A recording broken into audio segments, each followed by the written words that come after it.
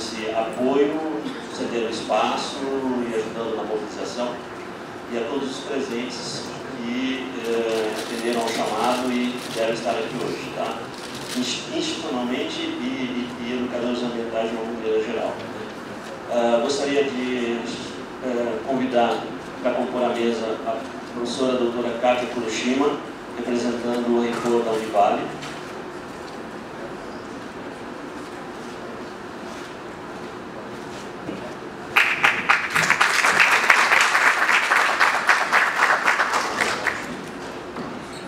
A Filó, representante do GT Promeia, falar em nome do GT. A professora Eda Tassara, presidente do Funbeia.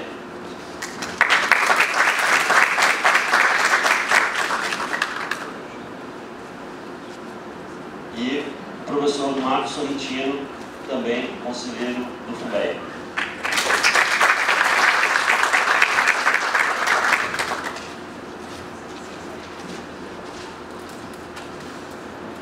Pediria para que a Filó apresentasse um pouquinho a vocês, de maneira breve, o que é o GT Promeia e por que ele está envolvido na promoção dessa reunião especial.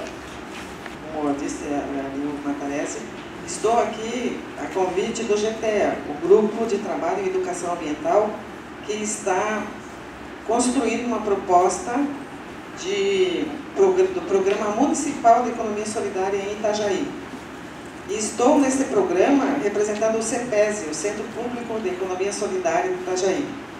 E vou abrir parênteses aqui, peço até lembrar de repente um pouco o protocolo, para falar um pouquinho do que é a economia solidária. Porque muitas pessoas ainda ouviram falar, ou sabem o que é, ouviram falar, mas não sabem exatamente o que é a economia solidária. A economia solidária é um movimento social reconhecido hoje pelo governo federal. Existe a Secretaria Nacional da Economia Solidária, vinculado ao Ministério do Trabalho e Emprego. Nós somos hoje 2.300.000 trabalhadores que movimentam cerca de 8% do PIB nacional, sendo desses 60% voltados para a área dos catadores. E a proposta do movimento da economia solidária é a geração de trabalho e renda através de grupos autogestionários, que se organizam em formas de associações, cooperativas ou empresas autogestionárias. Ou seja, é uma nova proposta de um modelo econômico, onde as relações de trabalho e as propriedades são coletivas, e toda a gestão é compartilhada. E redes de cooperação e redes de comercialização. O CEPESI, que é o Centro Público de Economia Solidária de Itajaí, foi criado aqui em 2007, numa parceria com a Univale, a Prefeitura Municipal e o Movimento Social da Economia Solidária de Itajaí. Vou deixar um convite aqui a todos que queiram nos visitar. Nós estamos hoje na rua Bonifácio José Malburg, na saída do ferryboat de Navegantes, ali na antiga agência do BESC, que é do Banco do Brasil, numa parceria e apoio que nos cederam aquele espaço. Nós trabalhamos hoje ali com 16 grupos econômicos solidários, 5 entidades de apoio, inclusive a Univale, e temos mais ou menos uns 100 produtores envolvidos nesse processo. E através de ações que nós desenvolvemos na área ambiental, é que nós fomos convidados para participar do GTEA. Algumas ações que nós estamos organizando, temos também uma campanha permanente de sacolas. Nós não compramos as nossas sacolas dos CEPESs, a comunidade é que tem levado para a gente essas sacolas que são reutilizáveis nas nossas vendas. E temos um ecoponto de coleta permanente de óleo de cozinha, pilhas, baterias e também computadores na área da informática. Então, todas essas ações nos levaram o GTEA, que é o Grupo de Trabalho em Educação Ambiental, nos convidando a participar. O GTEA ele foi criado aqui em Itajaí pela Lei número 5.470, em março de 2010. E hoje nós estamos com vários integrantes, como a André estava falando ali no início, como a Secretaria Municipal de Educação, a Secretaria Municipal do Turismo, a Secretaria Municipal da Saúde, a FAMAI, que é a Fundação do Meio Ambiente de Itajaí, a Secretaria Municipal de Agricultura, de Desenvolvimento Rural de Itajaí, a IPAGRE, que é a Empresa de Pesquisa Agropecuária e Extensão Rural de Santa Catarina. Temos também a GERED, que é a Gerência de Educação Estadual de Itajaí, né? Tem uma representação aqui. O GTEA está, como eu disse, escrevendo ou construindo essa proposta do Programa Nacional de Educação Ambiental de Itajaí. Nós estamos finalizando essa proposta. A ideia é que no início do ano que vem estejamos encaminhando uma consulta popular desse programa, para depois então ele for devidamente legalizado e instituído em Itajaí. Nós temos uns grandes desafios no GTEA, né? Nós queremos construir um banco de dados de todas as instituições hoje que fazem algum tipo de atividade educacional, porque, por exemplo, o CETESE, ele não é uma instituição de ensino, mas faz a educação ambiental através desses projetos que eu citei. E a ANE não é uma instituição de ensino, mas faz a educação ambiental através das ações que promove junto com as escolas municipais de Itajaí, várias delas, inclusive cuidando do rio Itajaiaçu, que é um exemplo de referência nacional. Temos um grande desafio também da criação e manutenção de uma rede de cooperação em educação ambiental em Itajaí. Queremos criar uma rede onde todas essas instituições que façam algum tipo de educação ambiental façam parte dessa rede, para que, através de um calendário anual de educação ambiental, todos os integrantes dessa rede possam, de alguma forma, participar, fazer ações, mesmo que sejam nos locais onde atuam hoje já, mas também divulgando essas ações através desse calendário anual. E temos um grande desafio, que é a mobilização de recursos para a composição do Fundo Municipal de Educação Ambiental. Diante de tantos desafios, foi com muita alegria que a gente recebeu a notícia da criação do PROMEA e de todos os seus objetivos, e acreditamos realmente que podemos fazer uma grande parceria com o FUNBEA na atuação do GTEA, porque ele não termina com a finalização do programa. Ele continua, porque um dos objetivos do PROMEA também é estar fomentando a educação ambiental em Itajaí. Bom dia a todos. Bom dia. Bom dia a todos. Obrigado pelo convite, eu agradeço essa oportunidade de estar nessa bela cidade, nessa bela região e estar ouvindo Filomena, né, o nome da minha mãe, né,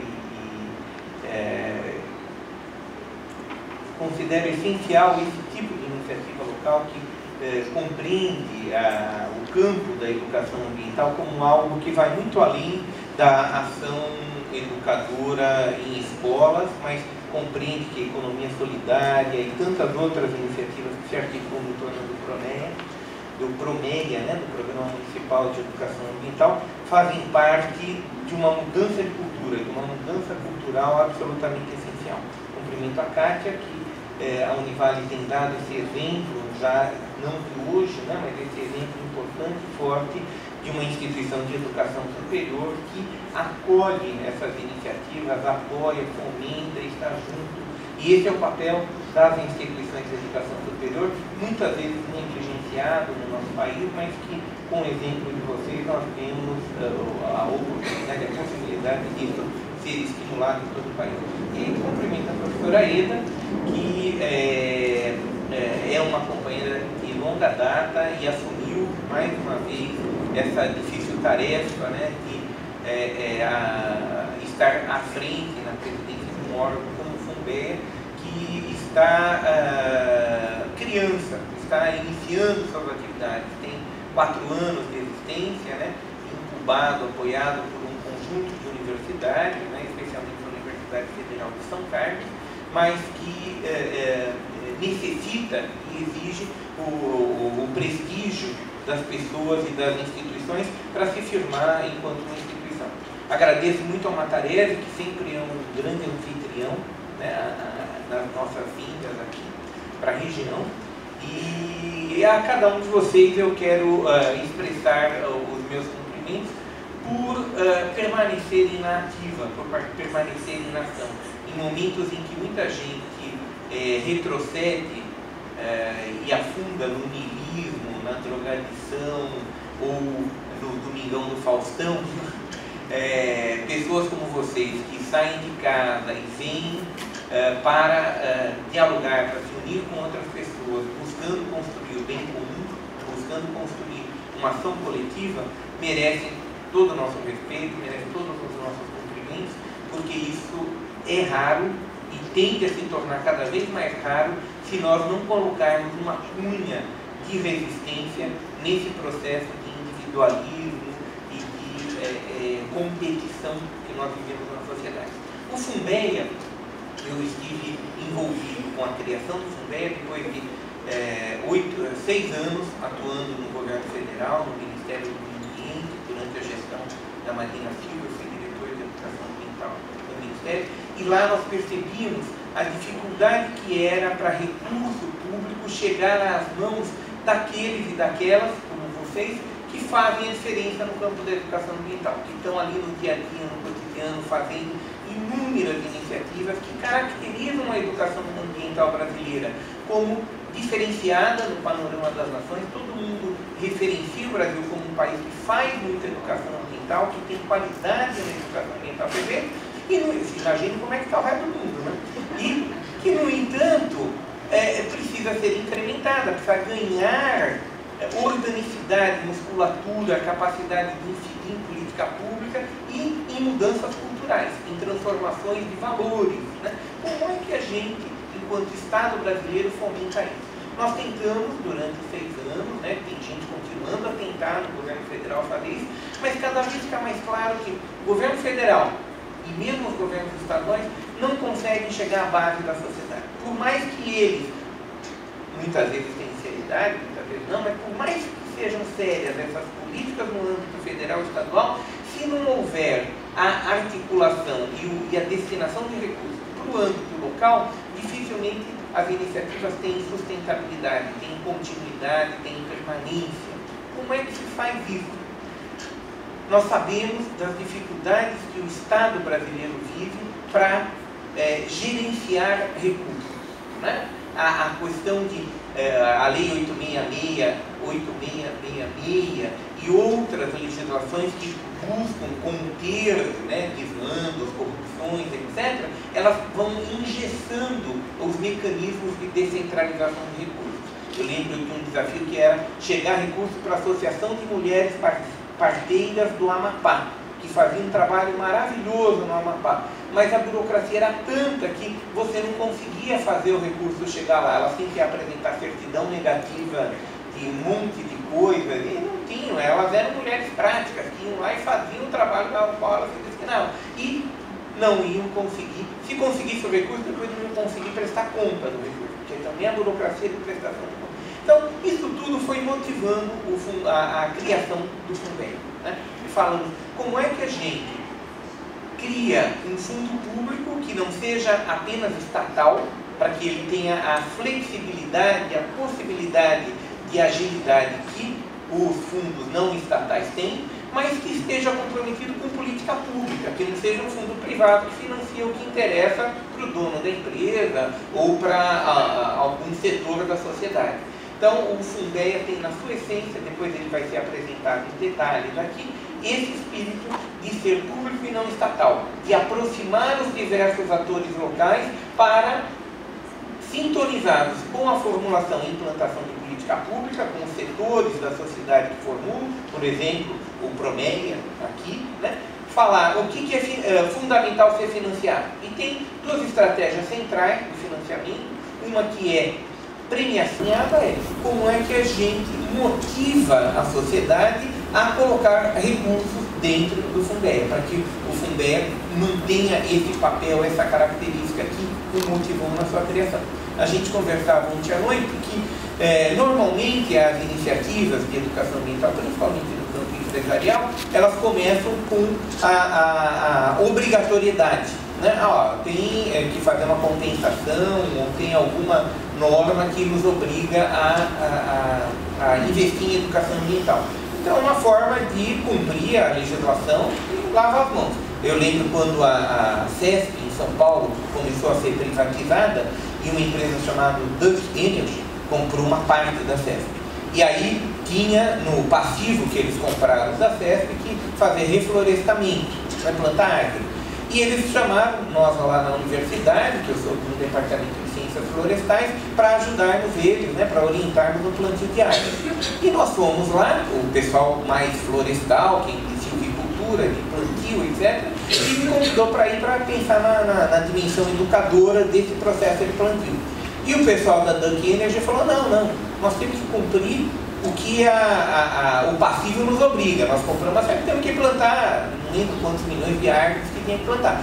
Educação não é nossa obrigação, então nós vamos plantar. Aí nós dissemos, mas escute, se vocês simplesmente plantarem a árvore e não tiverem um diálogo com os agricultores, não tiverem um processo que permita que essas árvores sobrevivam, vocês não terão árvore.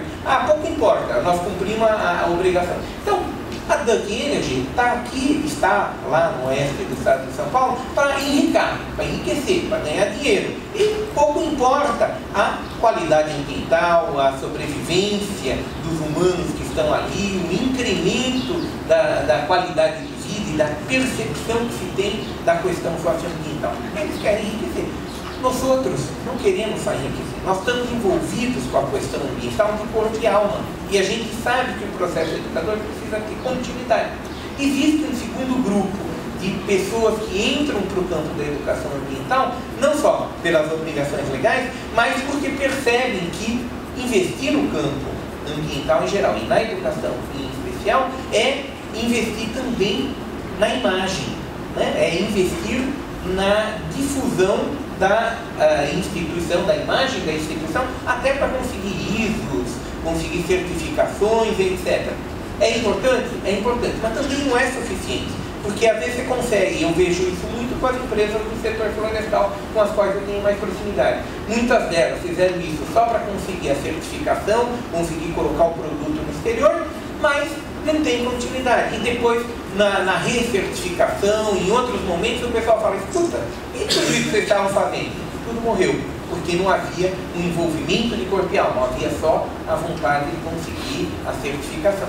E aí vem o terceiro grupo de atores do campo da educação ambiental, que é o sal da terra, que é absolutamente essencial para que a gente faça a educação ambiental de qualidade, que são aqueles e aquelas que perceberam que, até de forma inteligente, em termos empresariais, que se você não investir em educação ambiental com a perspectiva de permanência, de continuidade, de articulação de atores locais, de trabalho com a totalidade dos habitantes de cada território, você mata a sua galinha nos ovos de ouro. Você mata o sentido daquele empreendimento. No caso da Duck Energy, pouco importava para da geração de energia elétrica onde eles estavam envolvidos. Mas talvez eles falem assim, daqui 30 anos a gente já está longe do Brasil, nós já voltamos para realizar o nosso capital em outro lugar e pouco importa. Mas nós, que somos brasileiras e brasileiros e que queremos educar os nossos filhos nesse país e queremos que não se padeça nesse país o que estamos padecendo agora no estado de São Paulo, que está virando um terror.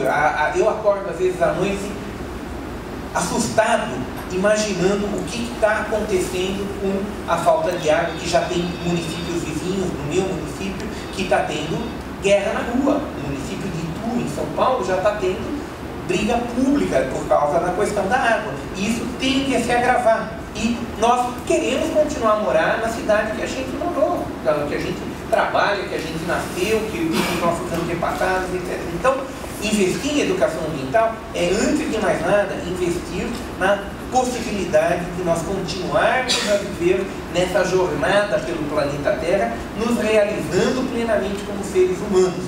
Para nos realizarmos como seres humanos, nós temos um investimento estratégico que é fazer educação ambiental estruturante, continuada, que transforme a cultura. Então, desculpe, eu falei que ia falar pouco, mas eu já desandei a falar aqui, mas a intenção dessa fala, né, de atender esse convite da Semíramis, da Ângela, do pessoal que está mais no dia a dia do Funvea, foi dizer o que nos motivou a criar o Funvea. Por que a gente, saindo do governo federal, e pessoas que nem estavam no governo federal, mas que há muitos anos militam e atuam no campo da educação ambiental, percebe que tem muita gente boa fazendo educação ambiental. No entanto, o resultado líquido de toda essa ação que nós estamos fazendo não é plenamente satisfatório. Pelo contrário, a gente vive numa sociedade ainda cada vez mais consumista, cada vez mais individualista, menos preocupada com o bem comum, com a biodiversidade, etc, etc. Então,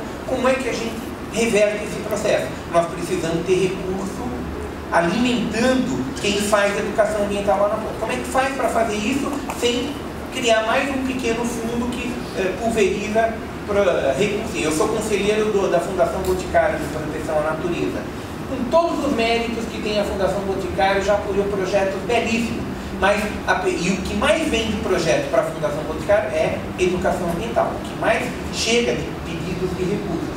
E a Fundação Boticário faz sempre essa reflexão. Como é que nós damos continuidade a esses pequenos projetos que a gente financia? A primeira decisão que eles tomaram, há uns anos atrás, foi: nós não vamos mais financiar projetos para estudante em sala de aula.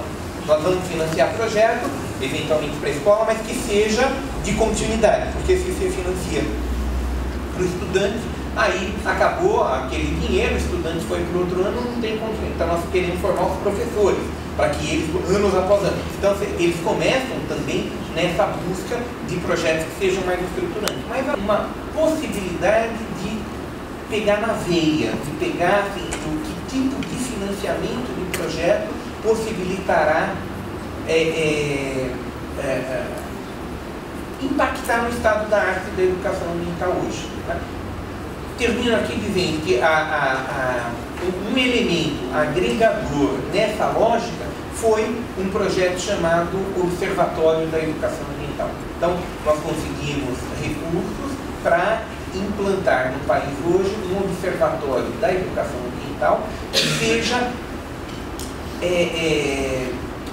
sincrônico e sinérgico, né? Promova a sinergia com o Funvea à medida em que esse observatório possibilita apoiar as iniciativas de educação ambiental no sentido de qualificar os projetos e monitorar, avaliar e eventualmente selecionar os projetos para que o Funvea não se torne, que nem o Fundo Nacional do Meio Ambiente, um fundo distante da sua base. Um fundo que não consegue saber se o projeto, o proponente às vezes é um pessoal que escreve muito bem projeto, mas que não tem nenhuma qualidade lá na ponta de trabalho efetivo sendo realizado. Mas quem está lá em Brasília não consegue ver isso.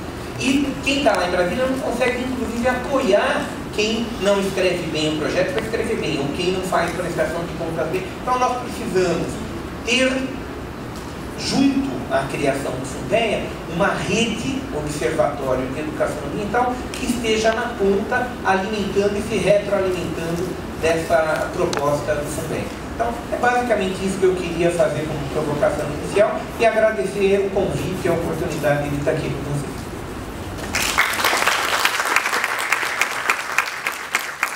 Em busca de soluções coletivas para problemas locais e globais, visando então a formação do cidadão crítico e ético, é uma missão com uma grande responsabilidade, né? E o quanto os professores, principalmente, estão envolvidos, né, para a realização dessa missão.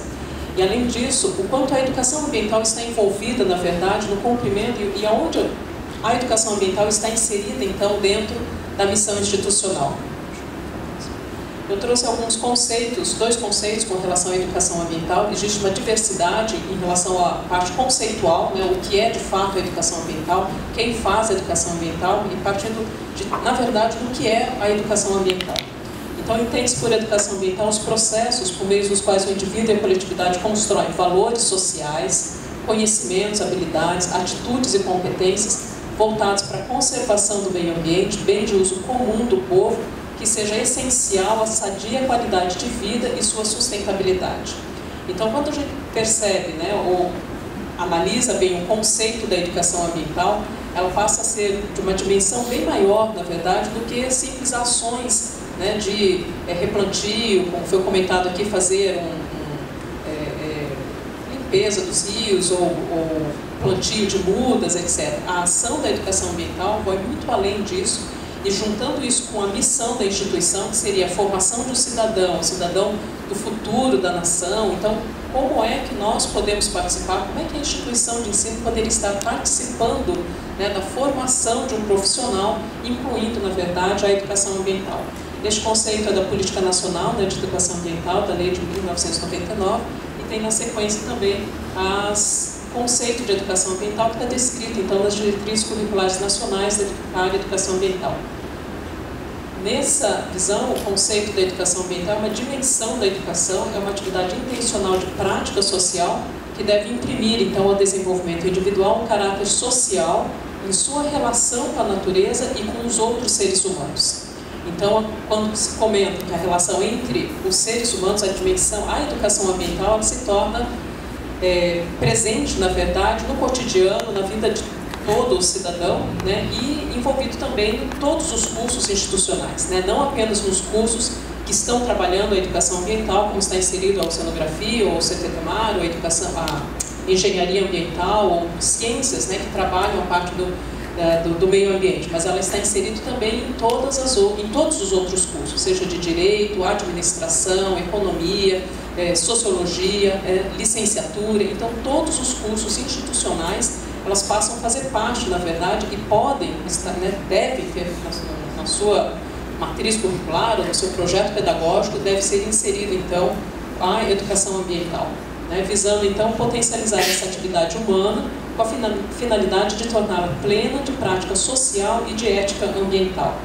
Então, quando analisamos, de fato, o que é o conceito de educação ambiental, nós temos uma noção da magnitude do que é a educação ambiental e como cada ser humano, né, cada cidadão, deve estar comprometido, na verdade, nas ações da educação ambiental. Integração da educação ambiental às disciplinas, de modo transversal, contínuo e permanente. E a adequação, então, de programas já vigentes de formação continuada de educadores. Mas no momento em que se tem uma política de educação ambiental que está inserido numa lei, a necessidade da inserção dessas ações em todos os níveis de educação, ou seja, desde o ensino fundamental ao ensino superior, e que os próprios formadores, né, os próprios professores, talvez não tenham essa dimensão, né, incorporada do que é a educação ambiental, eu penso que a dificuldade ou o desafio, digamos assim, dos professores e da própria instituição se torna maior ainda.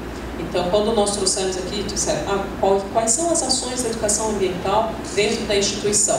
São pequenas ações, são pequenos pontos, né, são pequenos passos que estamos trabalhando na parte da educação ambiental, mas fazer com que essa educação ambiental seja inserida no contexto, no projeto pedagógico institucional e que seja inserida também em cada curso, né, em cada professor, repassado para cada aluno, que isso faça parte, então, da formação do acadêmico.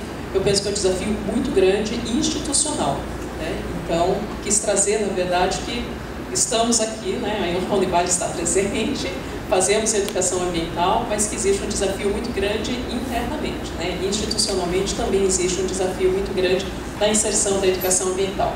Então, como do curso, né, foi mostrado aqui os vários centros, eu vou trazer uma parte do que se faz de educação ambiental dentro do CTTMAR. O CTTMAR é um dos centros que engloba alguns dos cursos envolvidos aqui na instituição, principalmente engenharia ambiental, ciências biológicas e oceanografia, e as ações, então, realizadas pelo Laboratório de Educação Ambiental, né, responsabilidade do professor Matarese, envolvendo, então, principalmente estes cursos, mas também alunos de direito, né, penso alguns alunos de direito também estão participando e vários outros trabalhando voluntariamente. Então, algumas atividades, o laboratório ele foi implantado em 1994, desde então algumas ações são pontuadas, sempre vinculadas a projetos de outras magnitudes, né, institucionais ou projetos próprios da instituição, e quis trazer então alguns projetos que são desenvolvidos. O projeto Sala Verde, o Observatório da Educação, Saúde, Cidadania, Justiça Socioambiental, o Circuito Tela Verde, que está vinculado, né, ao projeto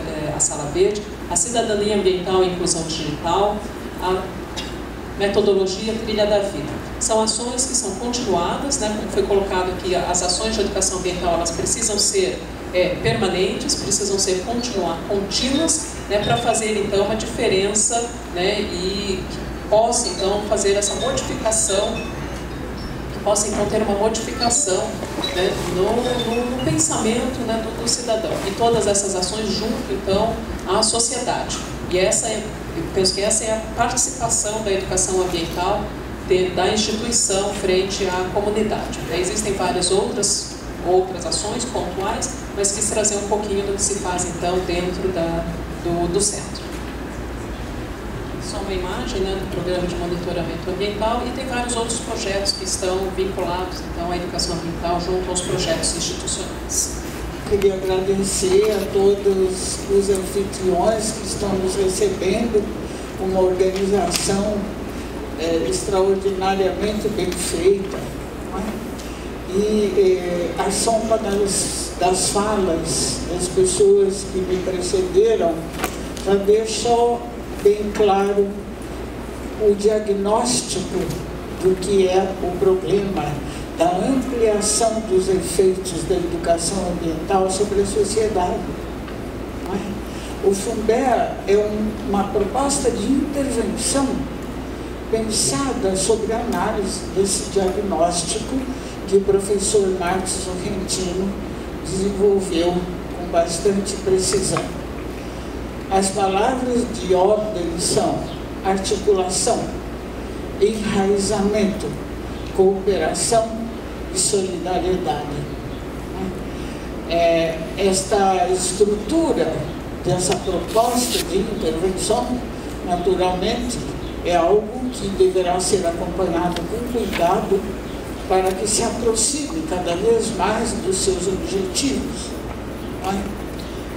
O que nós oferecemos para a credibilidade desse diagnóstico é um trabalho de inúmeras pessoas durante muitos anos, com o mesmo objetivo, o objetivo de se aproximar daquela ideia de política ambiental associada ao bem comum. Uma política ambiental pensada como uma construção intencional do futuro, que, claro, isso é uma meta utópica, não é? Mas que deve ser buscada. Se ela é orientada pelo bem comum, não é? Significa mais ainda um compromisso, não é? De cooperação, solidariedade, participação, não é? E para que possa se enraizar. Enraizar aonde? O que caracteriza fundamentalmente a sociedade contemporânea global? As multidões. Multidões que protestam, multidões que se comunicam, multidões que participam e não participam, que agem violentamente ou agem pacificamente. Multidões é o grande desafio de qualquer ação política contemporânea. Então, nós temos a consciência da dimensão do Funber em relação à palavra multidões, não é? Mas seria um caminho para abrir, para que outras iniciativas possam vir a preencher essa busca de recuperação de uma política como pensada no tempo dos gregos, para Aristóteles, não é? A política era algo necessariamente associado ao bem comum. O bem comum era pensado como um ser, não como uma possibilidade. Hoje, nossa inocência com relação a isso foi perdida. Nós sabemos que isto não é assim, não é? Mas nós podemos desenvolver conscientemente uma busca de intervenção no sentido dessa recuperação. Então, as palavras cooperação, articulação, solidariedade, participação na busca do quê? De uma política ambiental voltada para o bem comum. E, portanto, esse é um desafio. O bem comum é o bem comum de quem? Não é? Então, nós vamos começar desenvolvendo o bem comum entre aqueles que estão envolvidos. O grupo que, digamos, apresenta essa iniciativa é um grupo composto por pessoas especialistas, intelectuais, professores, educadores populares, que há mais, no meu caso, por exemplo, faz 31 anos que eu trabalho com política ambiental. E a gente evolui na direção de se aproximar das coisas que busca, não é? Mas o mundo também se complexifica e a busca tem que ser readaptada, não é? Então, muito caminho já foi andado até esse momento. E a grande diferença dessa proposta, dessa iniciativa, é seu caráter fundamentalmente participativo, orientado por essa busca que eu falei, fundamentado num diagnóstico de gente que vem trabalhando com seriedade e diferentes visões nessa busca, né? O fundo, como foi dito aqui, é um fundo público, não é? Mas um fundo público não estatal. Como fundo público, ele é público no sentido da sua filosofia, não é? Por exemplo, a gente que está na universidade pública no Brasil, a gente sabe perfeitamente que o adjetivo público nem sempre corresponde ao que deveria ser realmente o público, não é? Essa iniciativa aqui, ela parte do público, portanto, dificilmente ela vai privatizar esse público, mas ela vai depender das iniciativas particulares para funcionar como público. Nesse sentido, é uma novidade, não é?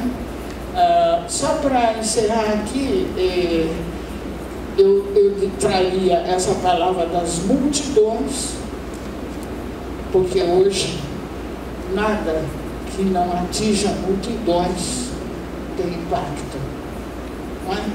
Porque o impacto negativo, ele também está sendo produzido por multidões. E aí eu trago aqui uma experiência singela que eu tive com relação à questão de solidariedade, um evento que foi feito na Unicamp, com catadores, tá? E uma catadora me disse: eu acho que esta palavra coleta solidária está errada, porque não são eles que são solidários a nós, nós é que somos solidários. Será que eu estou errada? Falou para mim. Disse: olha, nunca a gente está errado quando pensa, só que a gente tem que tentar saber por que pensa. Disse: olha, naturalmente, solidariedade não quer dizer isso, porque solidariedade implica reciprocidade,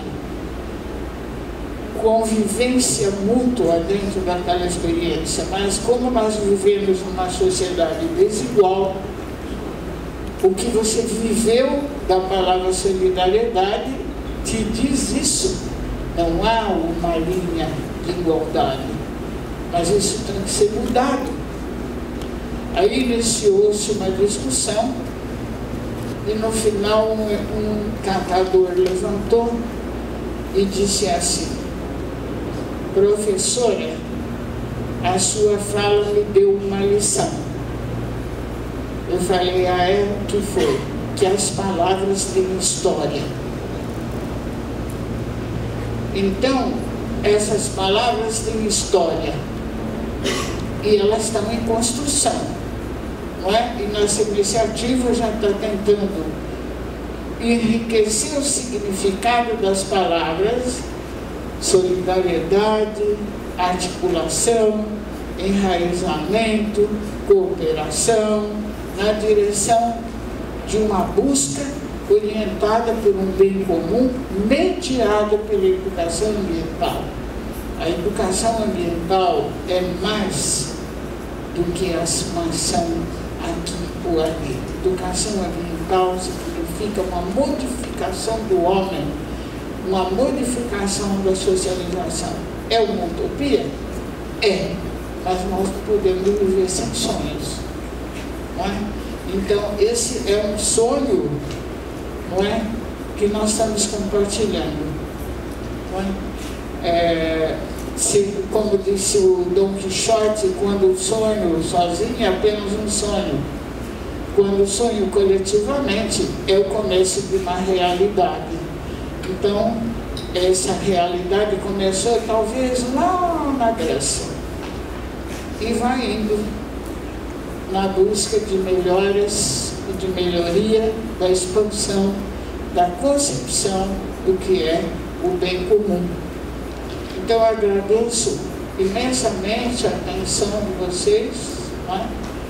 E vou passar a palavra, eu não sei se o Matarese, ele é o mestre de cerimônia, eu vou deixar mais para as meninas aqui, elas vão ter saudade um dia como eu, quando ninguém vai chamá-las de meninas. As meninas vão contar o que foi feito, né, até agora, nesse caminho após a definição de que se buscaria construir essa iniciativa. Quem não nasceu na iniciativa, nasceu muito tempo antes. E espero que se desdobre em outras iniciativas. Muito obrigada. Dentro dos objetivos dessa reunião, e um deles é também ter um retorno de vocês, pessoal e institucional, sobre como vocês estão vendo e sentindo dúvidas, né, curiosidades ou expectativas com relação a um Fundo Brasileiro de Educação Ambiental. Pode começar. Bom, então, o que é o Fundo Brasileiro de Educação Ambiental, o FUNBEA, como foi trazido aqui, é um fundo público, não estatal, nessa perspectiva do trabalho público, das ações de política pública que o FUNBEA se coloca como missão de realização. Nós captamos, né, a nossa missão enquanto um fundo, nós captamos para aportar recursos. É sempre esses dois pilares, né? Faz parte da essência do fundo. O fundo não executa projetos, a nossa missão não é de executor de projetos na ponta, mas sim de um captador para aportar, né, os recursos para que diferentes grupos, instituições e localidades nos territórios possam implementar ações na área da educação ambiental, sempre pautadas em políticas públicas estruturantes. Essa é o grande compromisso nosso do fundo, é esse lastro com ações estruturantes, com políticas públicas estruturantes. Então, um fundo privado de interesse público aqui. Então, qual é a nossa constituição legal? Somos uma associação civil, sem fins lucrativos, essa é a nossa legalidade, sempre com interesse público, respaldado no nosso modelo de governança, no nosso modelo de governabilidade, que eu vou apresentar um pouco, né, de acordo com a nossa composição dos conselhos, das instituições que fazem parte do fundo e que dão esse caráter público à nossa existência. E legalmente, como um fundo privado, uma associação civil. Caminhando, né, em termos de legalidade, a gente caminhando para nos constituirmos como uma OCI. Então, aqui, quem somos, esse quadro, ele traz um modelo, um formato geral de como funcionamos. Então, a presidente, nossa presidente Eda Tassara, que tem essa oportunidade de estar aqui com a gente, a vice-presidente é a Miriam Duailib, que compõe o Instituto Ecoar para a Cidadania, ela vem da organização da sociedade civil, a professora Eda Tassara vem do segmento acadêmico. Essa característica de termos 5 segmentos no fundo é muito cara, então todos os associados nossos e os nossos conselheiros, eles são oriundos de dos 5 segmentos, que são o segmento acadêmico, segmento da organização não governamental, do segmento público, do setor empresarial, e a gente ainda traz um quinto segmento, que é o associado, pessoa física, né? O educador, educadora ambiental, que não tem um lastro, uma referência institucional, mas se coloca como um educador, cidadão, educador, pessoa física. Então, esses 5 segmentos, eles estão previstos na nossa composição, de associados e de conselheiros, né? Como funcionamento, o braço, né, do funcionamento é a Secretaria Executiva, né? Hoje nós estamos compostos com 5 integrantes da área de comunicação, área de projetos. Eu sou a secretária-geral, né? Secretaria Executiva, Secretaria-Geral. A área de captação e mobilização de recursos, de ser um fundo incubado por uma universidade federal, né? Por uma universidade, pela academia. Então, desde 2010, o fundo está na Universidade Federal de São Carlos, hoje já não mais como uma incubação, né? A incubação se deu do ano de 2010 a 2013, e após essa incubação nós já temos esse funcionamento já independente, como uma organização, como uma instituição, mas nos mantemos com essa parceria, com esse lastro, com esse compromisso da Fundação de Apoio da Universidade Federal de São Carlos, que nos dá as condições operacionais de funcionamento como um fundo, né? As operações contábeis, as operações financeiras. Então, permanecemos com essa retaguarda da Fundação de Apoio, que se pretenda ainda por um período maior, né, de trabalho com editais, uma característica mais a médio prazo. Então, o nosso agente operador permanece na Universidade Federal de São Carlos. E funcionamos com os conselhos, com os conselheiros, né? Os conselhos do FUNBEA, nós temos o nosso conselho consultivo. Então, o nosso conselho consultivo está previsto e está identificado com integrantes das diferentes regiões do país. O desafio de ser um fundo brasileiro de educação ambiental, a primeira arquitetura pensada para cumprir essa missão foi justamente termos conselheiros das distintas regiões. Então, temos aqui o Matarese é nosso conselheiro, ele é oriundo da região aqui, da região sul, temos outros conselheiros aqui da região sul e temos conselheiros nas demais regiões, sempre oriundos de um desses segmentos.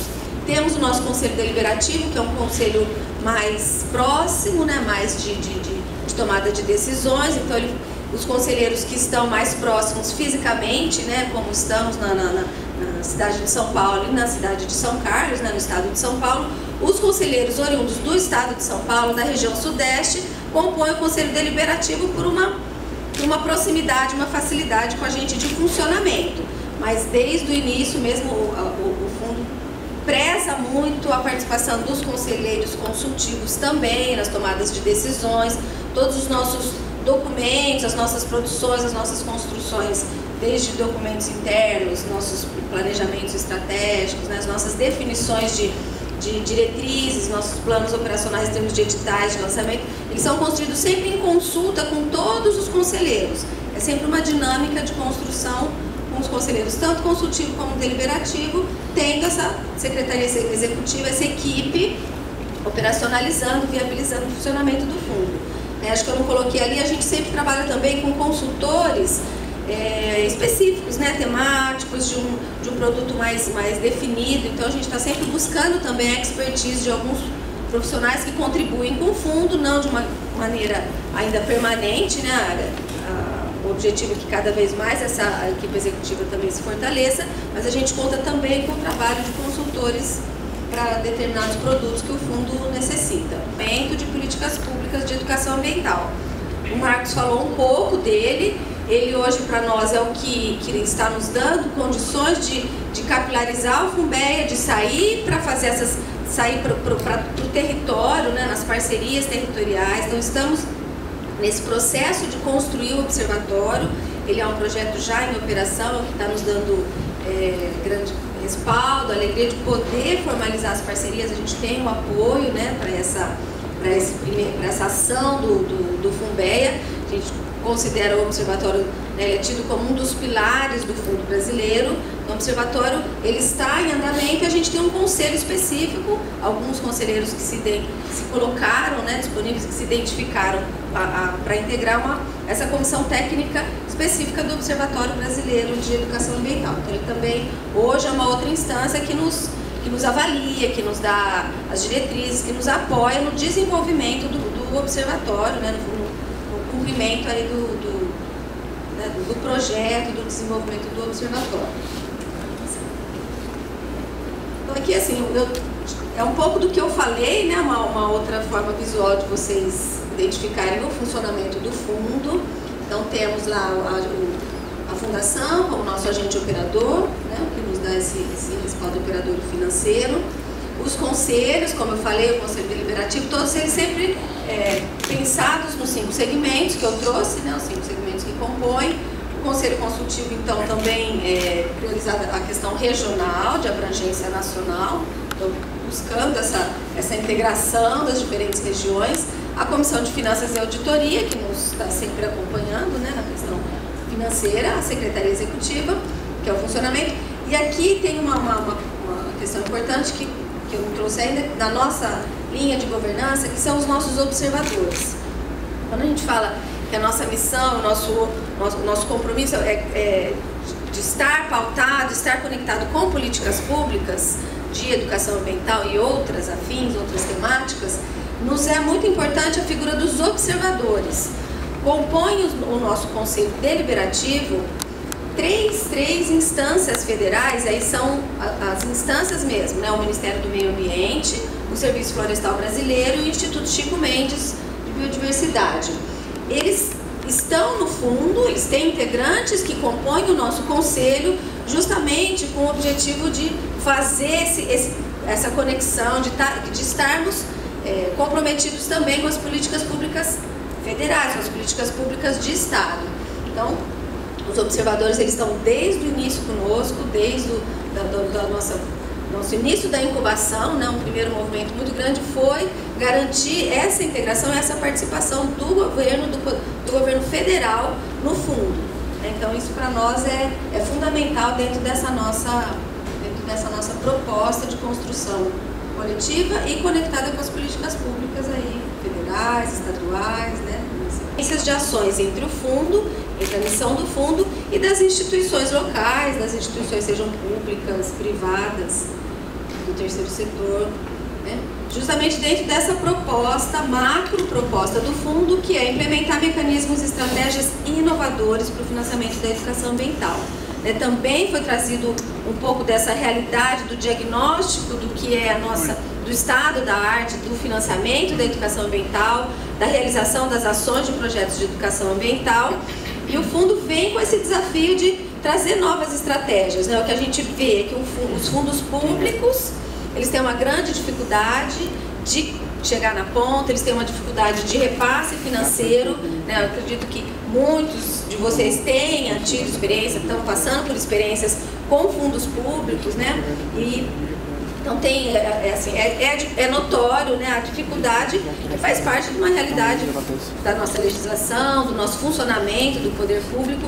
Então o FUNBE ele vem buscando esse lastro público, mas encontrando outros caminhos para esse repasse financeiro, para esse funcionamento enquanto um fundo, né, enquanto uma instituição financeira de fomento, mas que traz inovações não só pedagógicas, não só na perspectiva formadora, que é o desafio do fundo, mas também no próprio funcionamento de repasse, nessa proximidade com os executores, nessa facilidade do próprio funcionamento. E aí a gente, depois falando um pouquinho do observatório, vocês vão ver que a missão também do observatório, o compromisso do observatório, a gente falando nele como um dos pilares, é estar conectando esses outros parceiros locais, regionais, que possam estar mais próximos dos executores, dos proponentes do fundo. Então, a perspectiva é que o observatório dê conta de estar próximo, então, desde na própria formulação de um projeto, como a execução de um projeto, ter outros parceiros que não só uma única instituição que está lá na sua sede, como é um fundo público, né, como é um Fundo Nacional do Meio Ambiente, como é um fundo FEIDO, né, o Fundo Estadual nosso de Recursos Hídricos no Estado de São Paulo, é um fundo muito grande, muito forte, mas que também padece dessa situação, né? Você não tem acesso a uma equipe, você não tem um canal de comunicação que dê conta de acompanhar a execução do projeto, de estar avaliando, estar monitorando esse projeto, reajustando, né, ele conforme a sua execução, e esse é o desafio do fundo.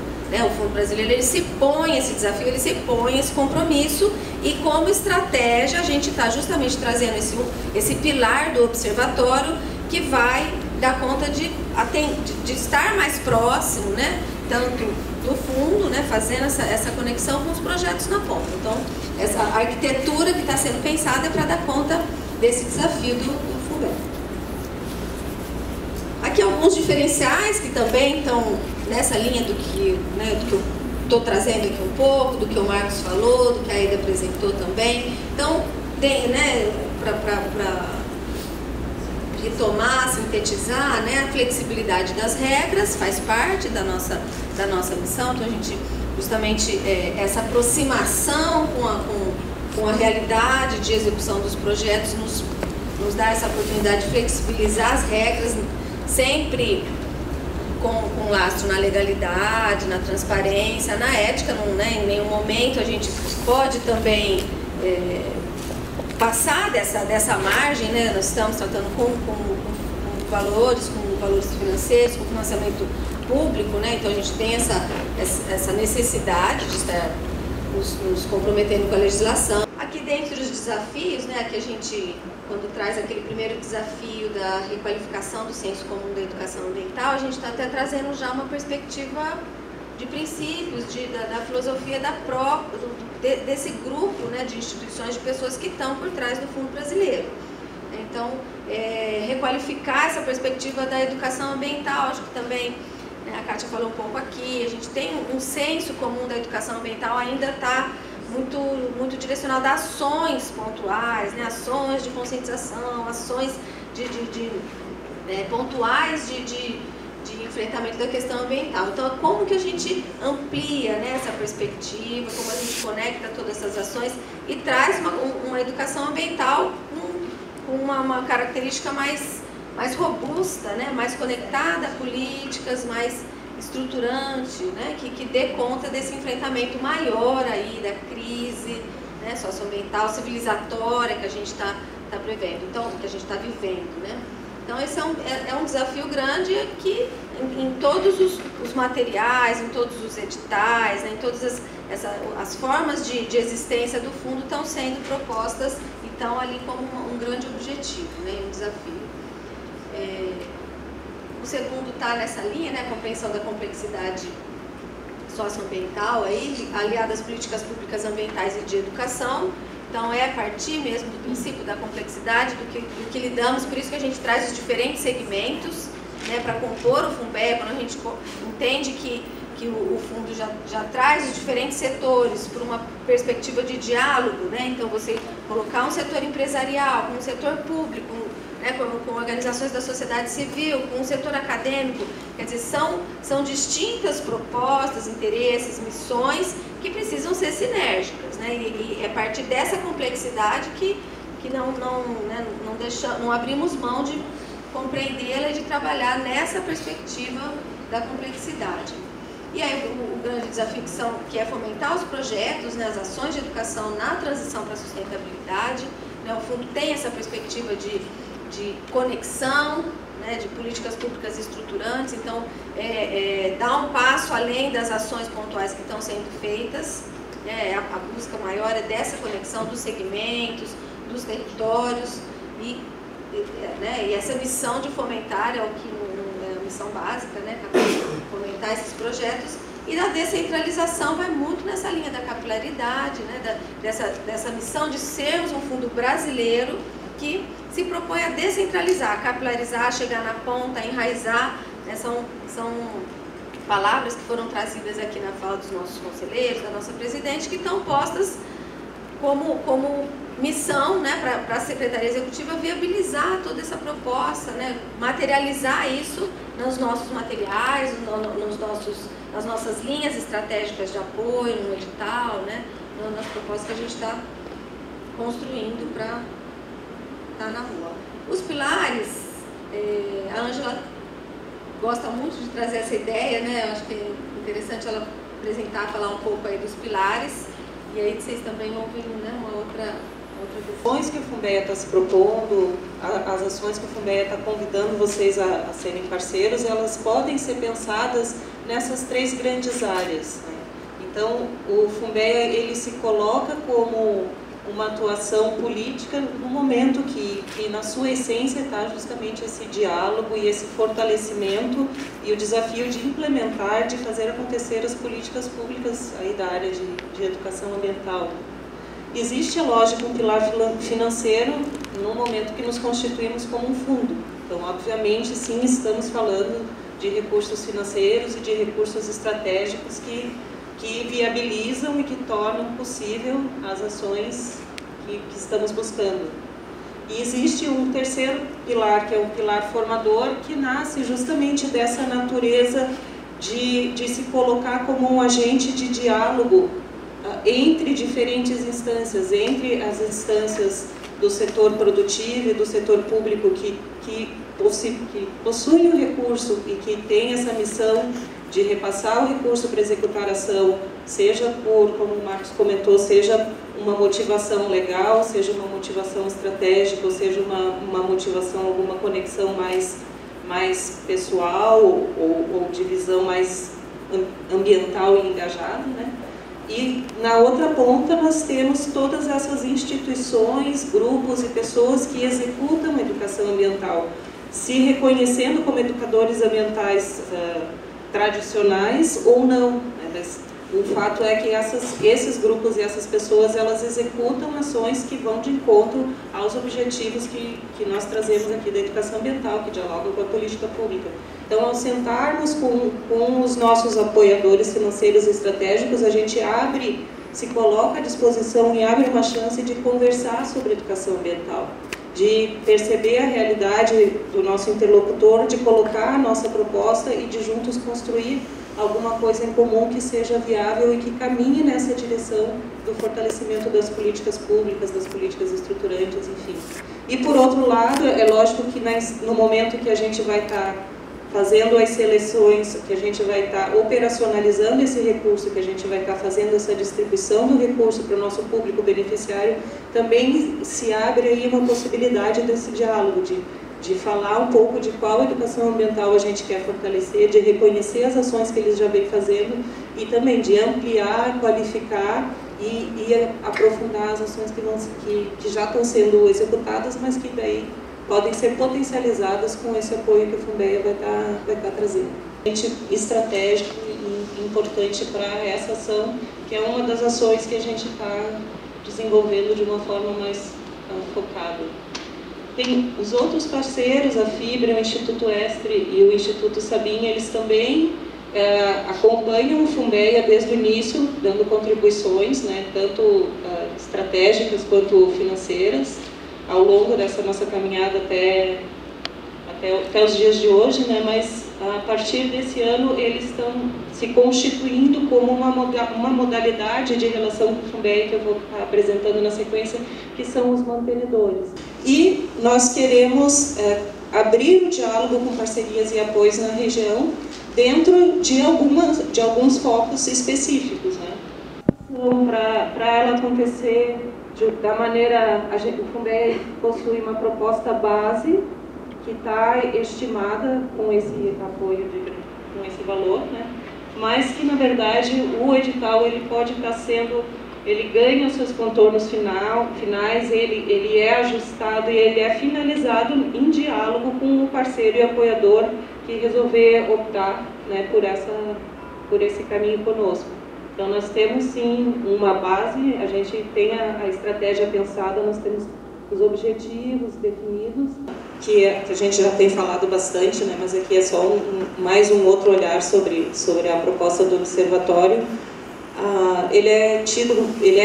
Passa a ser viável a partir de um apoio de médio porte, então com cotas de 150 mil a 1 milhão, para viabilizar e colocar em prática, né, o observatório. E a gente tem mais duas vias. Uma outra via de conexão, captação, é o Prêmio Funbeia, que então a gente também vai estar detalhando, falando assim, que a Barquecimento já fala um pouquinho mais, mas ele já se coloca como um aporte de pequeno porte, né? Então, na verdade, olhando assim estrategicamente, existe um exercício intencional de nós construirmos alternativas para estarmos dialogando com parceiros nas diferentes realidades. Então, desde grandes parceiros que possam efetivamente se interessar e abraçar conosco um edital, até outras instituições que tenham um volume e um porte menor, mas que sejam igualmente comprometidas e interessadas, também tenham essa oportunidade de estar criando esse vínculo conosco, né? E isso também se coloca na forma de vínculo que a gente propõe, tanto financeiro quanto estratégico, não necessariamente só uma dessas opções, né?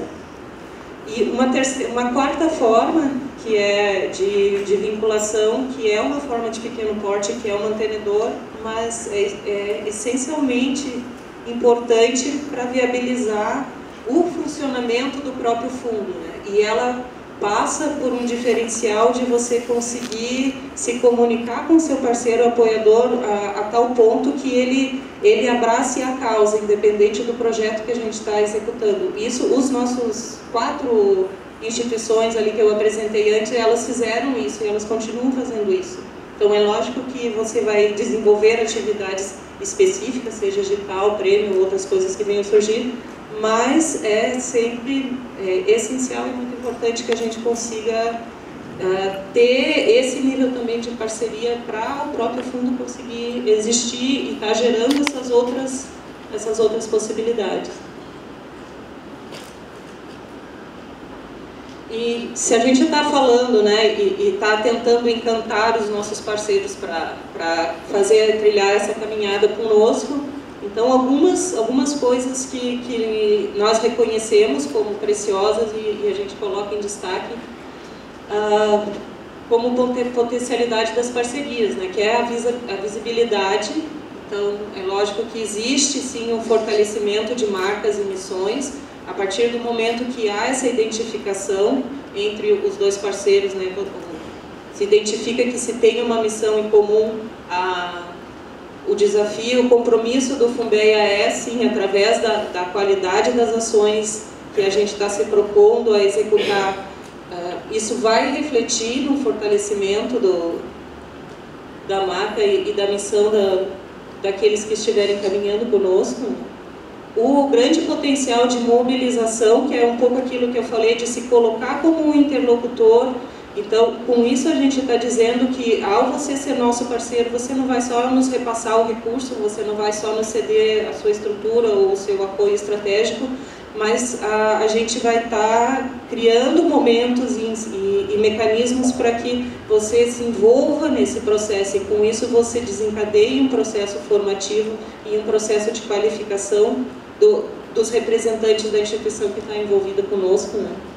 Que se reflete aí também na formação, que dialoga com a estrutura de capilaridade do observatório. Então é lógico que no momento que o observatório se propõe a reunir esses diferentes atores de diferentes setores para estar pensando, acompanhando, executando um projeto, esse diálogo, existe uma intencionalidade de que esse diálogo seja formador, desde você se reconhecer, né, os diferentes mundos, até você aprofundar a sua visão de educação ambiental e de tudo que orbita, né, ao redor desse grande conceito, até você conseguir efetivamente qualificar e trazer para dentro da sua organização essa certa autonomia que o maior conhecimento e a formação te proporciona, né? E com isso você começa a garantir que dali em diante as ações que você faça nesse sentido, elas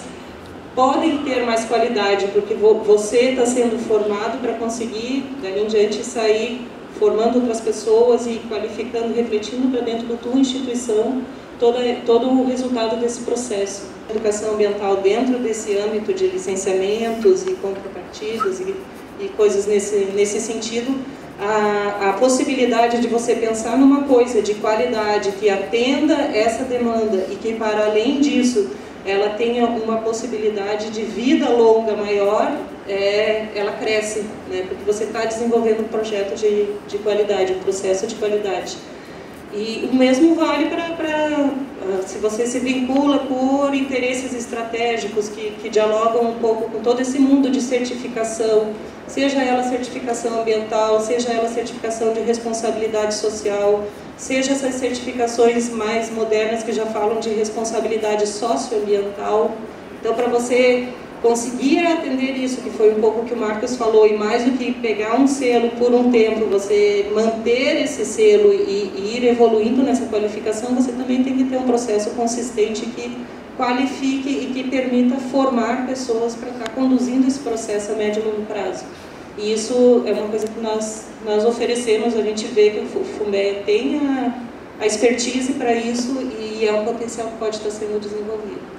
Ambiental, então vai nessa linha da gente identificar as iniciativas em andamento, da gente valorizar essas iniciativas, conectar as iniciativas e já fazer uma aproximação com os atores, né, com essa capilaridade, linhas, né, mais territorializadas, recortes, outros recortes regionais, que é uma ação que pode interessar também da gente ter uma ação específica para determinada região, para determinado território, conectado com esse lançamento, com esse prêmio nacional que a gente vai realizar agora no ano que vem.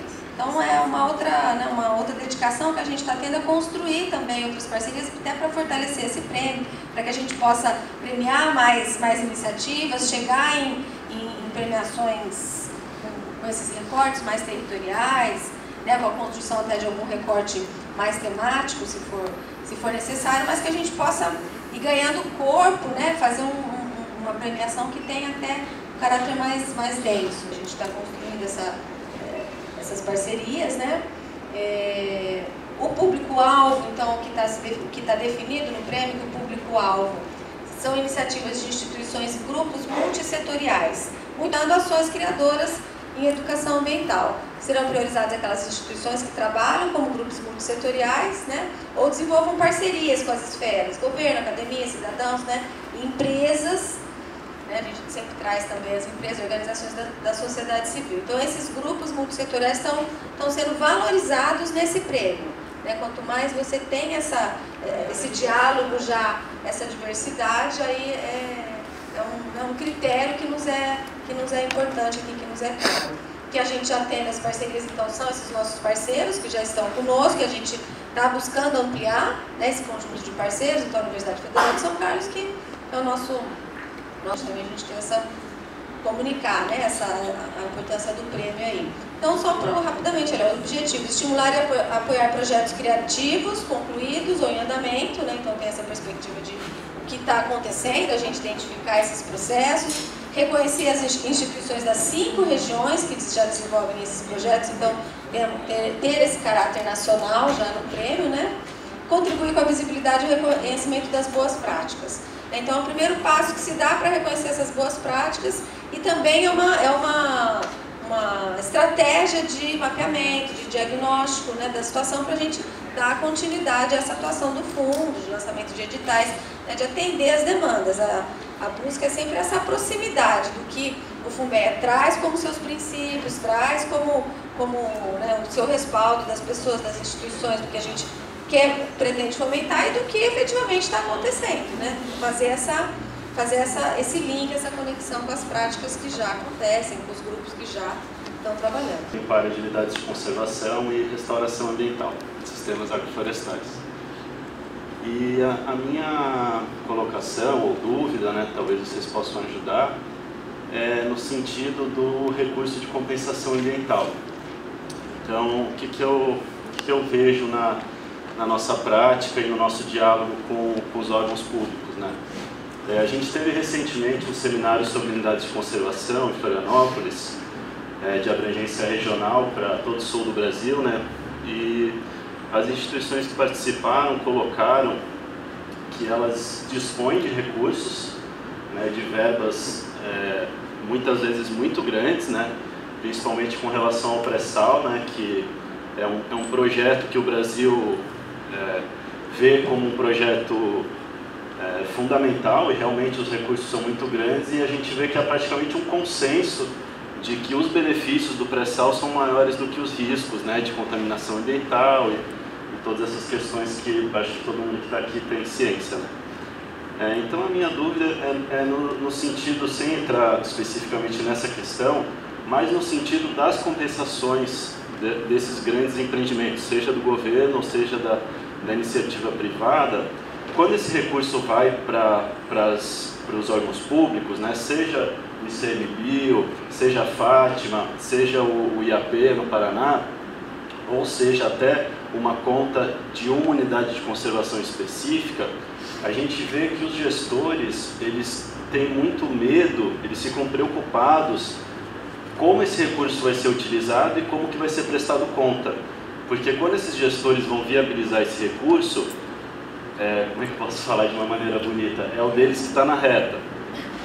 Desculpa me expressar assim, mas assim, esse gestor é que responde por aquele recurso que está sendo direcionado. Então é uma responsabilidade muito grande, principalmente quando a verba vai para cima de 1 milhão, 2 milhões, né?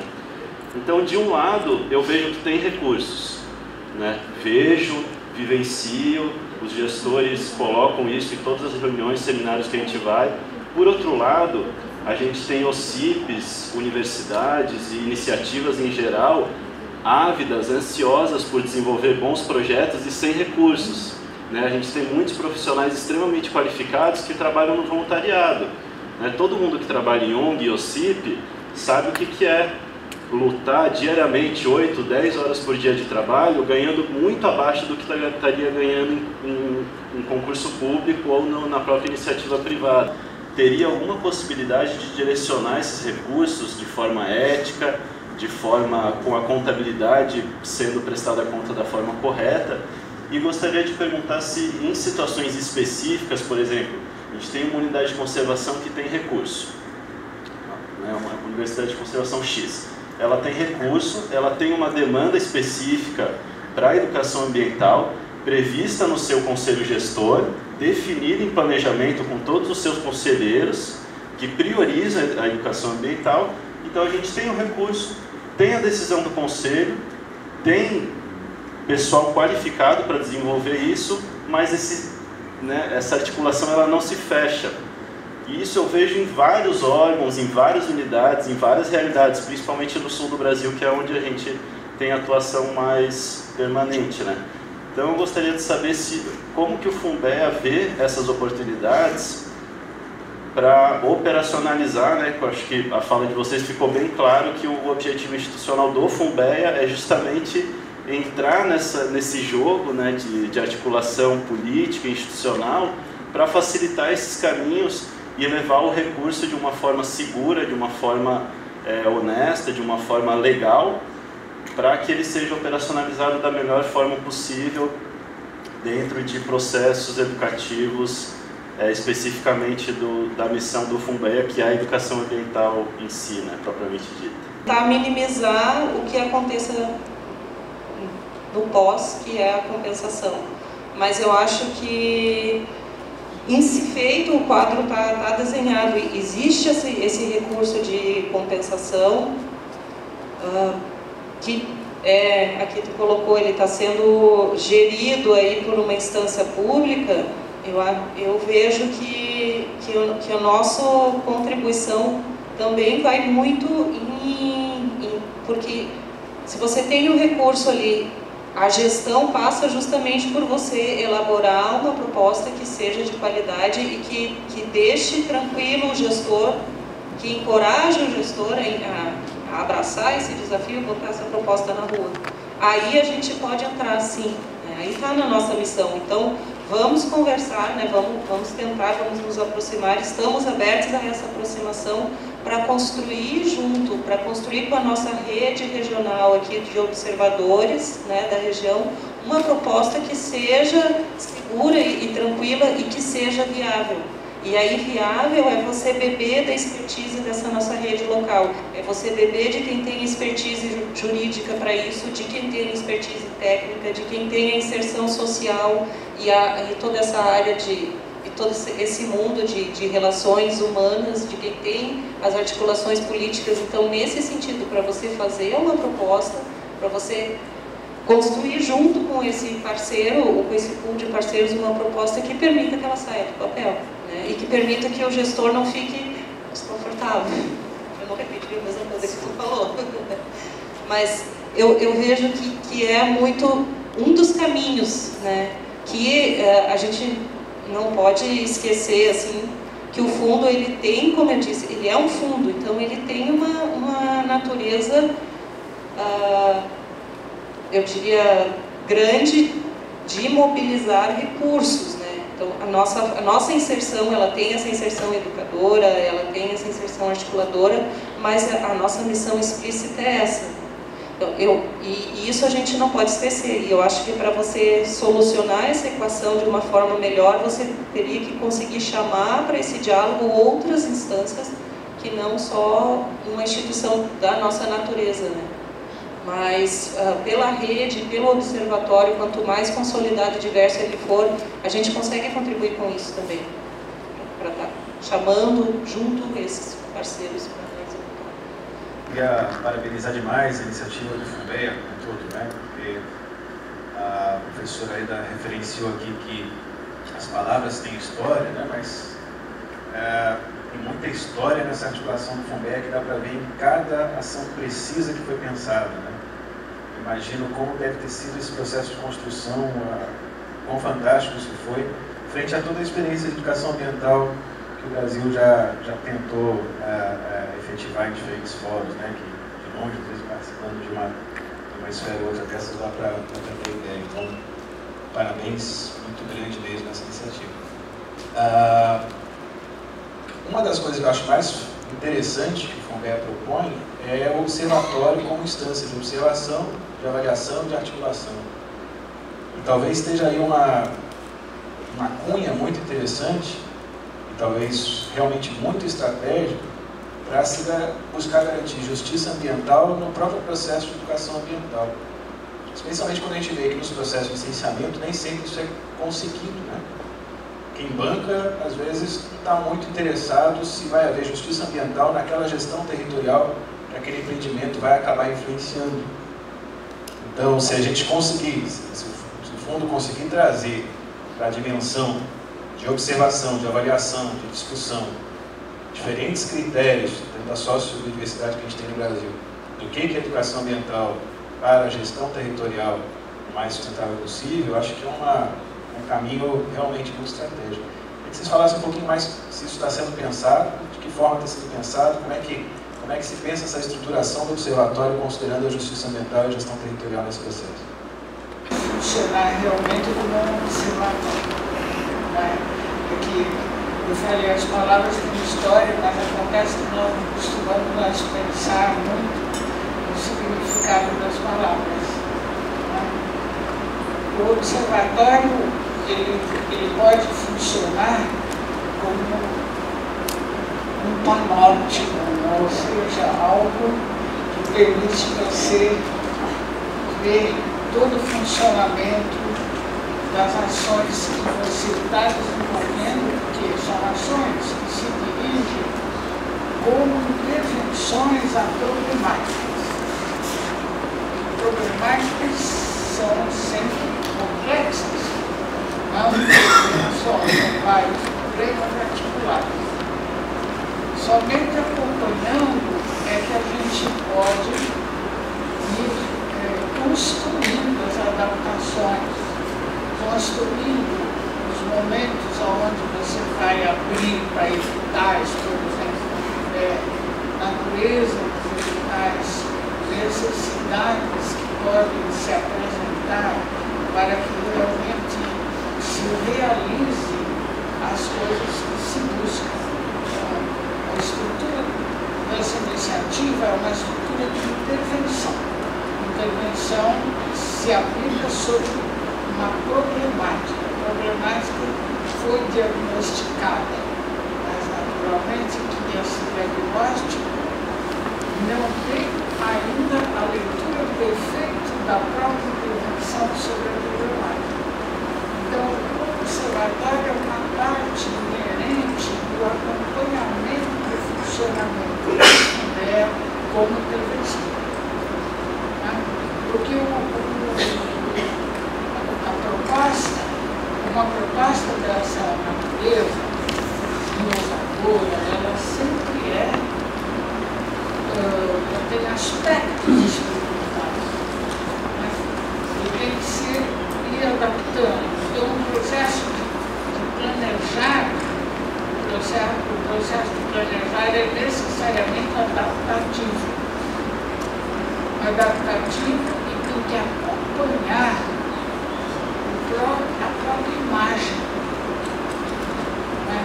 E nesse sentido, o Fundea pode funcionar como uma política pública realmente, porque ele oferece uma visibilidade, ofereceria uma imagem do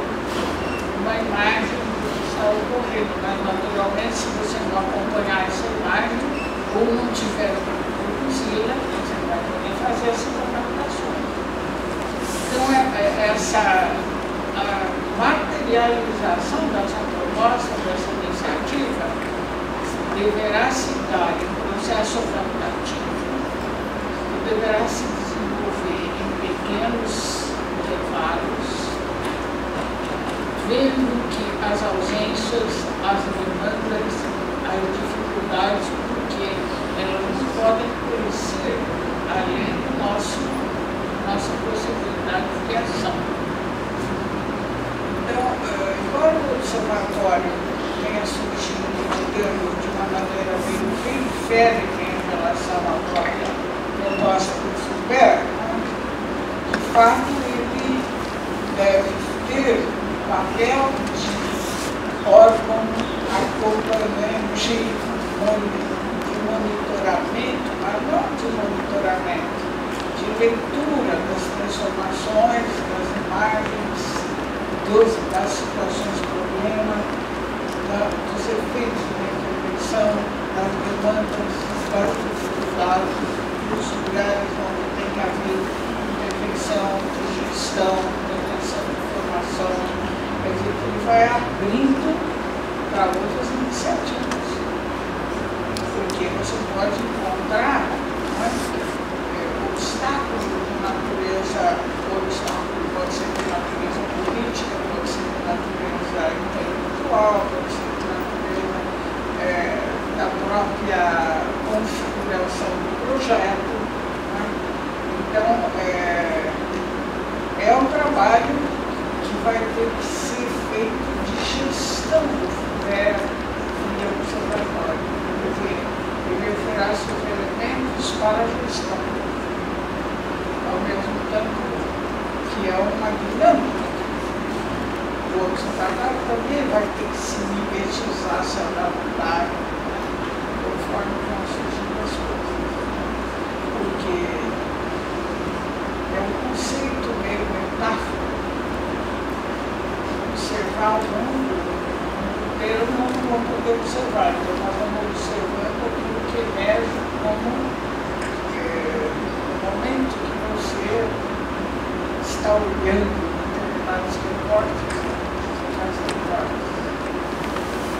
Quanto à sua concepção do que é educação ambiental, do que é gestão territorial, do que é justiça ambiental nesse processo, e o quão heterogêneo é esse grupo, né?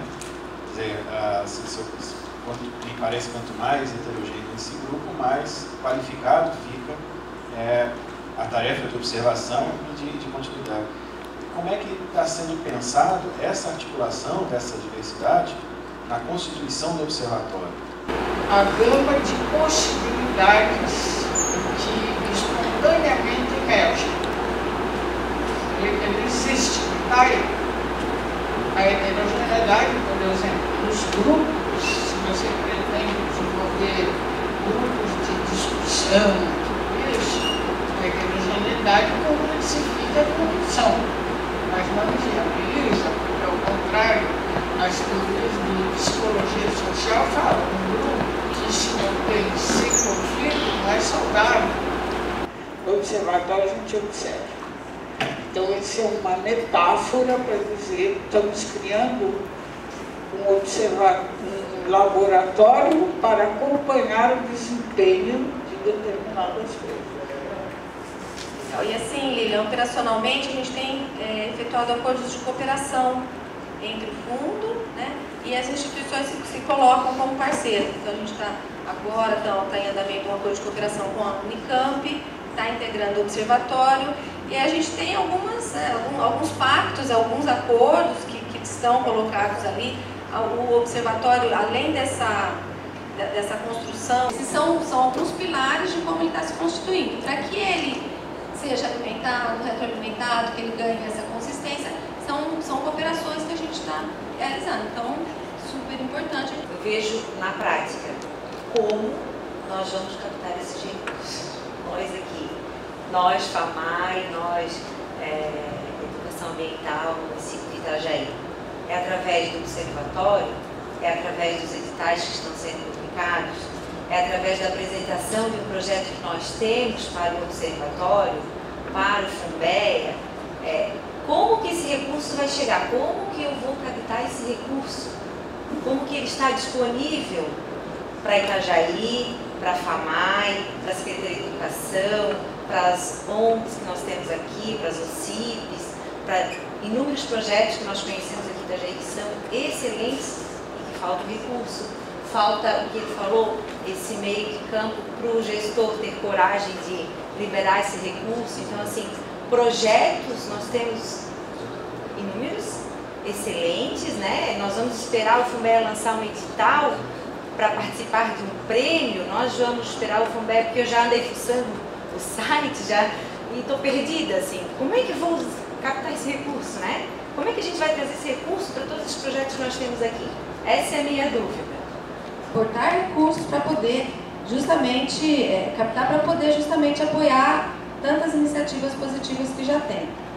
Então, hoje, objetivamente, o que a gente tem em andamento, que eu acho que nós estamos aqui justamente para demonstrar a importância, né, trazer a credibilidade da iniciativa, né, da proposta de quem está por trás e abrir esse convite, tanto é para integração junto ao observatório, que o observatório ele nos dá condições, ele nos viabiliza, ele nos mantém a nossa credibilidade na nossa missão, nossos desafios de capilaridade e tudo mais, para que a gente possa trazer novos recursos para a área da educação ambiental. Então, antes de mais nada, a gente tem buscado já cumprir um desafio dos educadores ambientais, das educadoras da educação ambiental, de sair dos nossos muros e levar para outras áreas, tanto para a área mesmo empresarial, mas como para outras temáticas, para outros públicos, outros setores, a importância do que a gente faz. Então esse é um grande desafio. A gente, acho que o Marcos trouxe todo mundo, somos referência, a educação ambiental aqui nossa é referência, e a gente sabe dos desafios, quantas coisas boas são, falta recurso, falta gente, né? Você vai para uma prefeitura, você vai para uma empresa. É um grande desafio do fundo. A gente está tendo a coragem também de nos colocar como parceiros das outras instituições, parcerias institucionais, parcerias de apoio, incorporação no observatório. Então, o conjunto de universidades que passa a integrar um observatório, se coloca como referência para determinado estado, para esse trabalho. É assim que a gente está construindo, né, essa identidade do FUNBEA. Então, cabe também, né, o nosso convite aqui, nosso objetivo, né, o nosso convite que foi feito às instituições, a vocês, estamos em franca negociação, esperamos em breve e estamos abertos para isso, né, oportunidades que vocês visualizem de frente de captação para que a gente possa sentar à mesa e construir um edital conjunto. É esse o nosso trabalho, é isso que a gente está. Que é nosso conselheiro, qual é o caminho, né? Então ele abre esse diálogo com as instituições locais, ele nos convida, nos oportuniza estarmos aqui na região, apresentar a nossa proposta, o que já temos, já como mais, para a gente poder avançar. Então, para a gente poder avançar na região, são os atores locais. Tanto a gente quer apoiar projetos locais, como a gente também precisa dos potenciais locais que, né, dificilmente a gente lá de São Paulo, lá de uma região, vai conseguir conhecer. Então, é oportuníssimo essa sua. Não é algo que a gente saiba fazer, como a gente saiba trabalhar com comunidade, com movimento social, enfim. E isso é necessário a gente atuar nesse campo também, né, para canalizar isso para umas coisas que são mais transformadoras, mais próximas do sonho, de um tipo de educação ambiental que está posto muito claramente no alinhamento do FUNBEA, né, na essência, na filosofia. Né. E como fazer isso? Como que a gente pode aprender junto isso? Então, é meio que uma comunidade de aprendizagem aqui, mas algumas experiências e acúmulos de competências que o FUNBEA tem. Ele tem isso muito claro. Né? Estou entrando um pouco da fala. Mas é para trazer. Então, qual é o nosso papel aqui, então? Qual seria nossas competências, as nossas, né? Às vezes a gente fica olhando, preciso de dinheiro, preciso de... a gente precisa de um monte de coisa. A gente tem muita coisa a oferecer. Né? Então, a postura do FUNBEA, só por isso, já é um diferencial de ressignificação e trazer a essência da política pública, né? Como um processo realmente participativo e de uma construção da sociedade. Né? Essa é uma visão mais pessoal minha. Né? E para falar para nós, qual é o nosso papel? Os conselheiros também, que a gente, qual é o nosso papel como conselheiro do FUNBEA? Né? Como que a gente pode não ficar omisso ou inativo nesse momento que exige cuidado, né? A gente parte na metáfora também do nascimento, né? Está numa fase ainda de cuidados, né? Exige mais atenção. Mais para frente vira criança, peralta, adolescente, né? Mas agora é o momento dessa fase, né? Então a gente chama as pessoas também para terem esse olhar, mas uma provocação. Como nós podemos mapear os recursos que estão aqui na nossa região e canalizá-los para um programa municipal de educação ambiental, que congregue não só as ações da FAMAI isoladamente, ou da Secretaria de Educação, ou da IPAGRE, ou da Univale, ou do CEPESE. Como a gente pode estruturar um programa municipal de educação ambiental. E aí nós temos um recorte muito claro que todos os municípios do Vale do Itajaí, em função do trabalho feito pelo Projeto Piaba, possuem uma lei municipal de educação ambiental e uma obrigação de instituir um programa municipal de educação ambiental, num alinhamento com o programa nacional, programa estadual. E isso não é pouca coisa. E aí agora a gente tem que entrar na fase de que os municípios tenham programas municipais de educação ambiental. E aí tem a parte de recursos, às vezes dotação orçamentária, que já vão estar garantidos na FAMAI da educação, mas e no setor produtivo? Né? Como fazer isso? O FUNBEA pode ser um grande aliado nessa estratégia. Né? Como podemos conversar com o setor empresarial, o setor portuário, por exemplo, né, aqui na nossa região. E eu gostaria de chamar, agradecer a equipe de representantes do grupo de trabalho temático que está elaborando o Programa Municipal de Educação Ambiental. E aí eu gostaria de chamar a Roseli Storino, da IPAGRE, para que viesse entregar um pequeno presente, um artesanato lá do Centro Público de Economia Solidária para a professora Eda Tassara.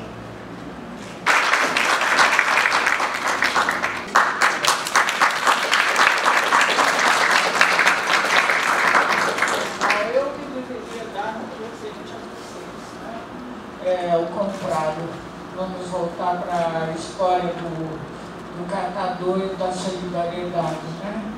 A solidariedade tem que ser vista sempre como recíproca, não é? Então eu ofereço a vocês simbolicamente esse presente e penso assim: o FUNBEA é uma aventura, mas é uma aventura que convida todos a embarcarem nesse navio, né? Porque depende de todos se envolverem, darem suas sugestões, falarem onde tem recursos, falarem o que falta, né? Vamos fazer uma rede, não para disseminar ódio. Vamos fazer uma rede para realmente articular as pessoas na direção de uma coisa nova. Já pensaram o poder da gente constituir um fundo por nossas forças? Se conseguir, isso é uma grande novidade. Então vamos esperar. Agradeço e é de vocês. a Universidade do Vale do Itajaí, porque acolheu, e ao curso de oceanografia, coordenado pela professora Kátia, e ao CEPSUL, Centro de Pesquisa da região sul, pesquisa pesqueira, é isso? Não. Pesquisa para a conservação da biodiversidade. Pesquisa para a conservação da biodiversidade da região sul, né, e vinculado ao ICMBio, que esse ano comemora 30 anos de atividade aqui em Itajaí, e que já fica o convite para novembro, haverá 17 a 21 de novembro, lá no CEPSUL. É importante que nós apoiemos e valorizemos, fortalecemos essa história e essa história de luta, de conquista em prol da conservação da biodiversidade e, enfim, da causa que a gente acredita e acha que é tão desvalorizada atualmente, né?